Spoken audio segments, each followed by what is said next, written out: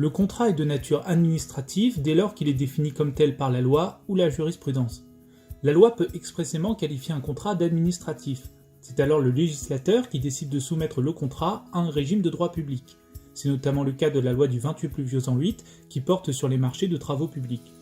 Dans le silence des textes, l'identification du contrat administratif est plus complexe. Elle est soumise à deux conditions cumulatives. D'abord, il y a le critère organique. Pour que le contrat soit administratif, il faut la présence d'au moins une personne publique au contrat. Ainsi, même si le contrat porte sur l'exécution d'un service public, le fait qu'il soit passé entre deux personnes privées empêche l'application d'un régime de droit public. Il existe une seule exception à ce principe, si la personne privée est mandataire d'une personne publique, c'est-à-dire si elle agit en son nom. Il existait avant cela une seconde exception pour les contrats portant concession d'autoroute, mais celle-ci n'existe plus depuis 2015.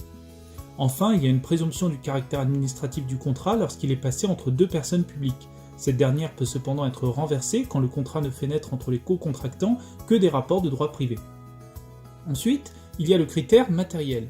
Pour qu'un contrat soit administratif, il faut soit qu'il porte sur l'exécution d'un service public, soit qu'il comporte une clause caractérisant un rapport de droit public. Auparavant clause exorbitante de droit commun, cette clause s'identifie par deux critères, la mise en œuvre de prérogatives de puissance publique et l'existence d'un but d'intérêt général. Elle emporte la qualification du contrat administratif car elle ne pourrait pas se retrouver dans des relations de droit privé. C'est par exemple le cas de la clause prévoyant une modification unilatérale ou une résiliation unilatérale du contrat.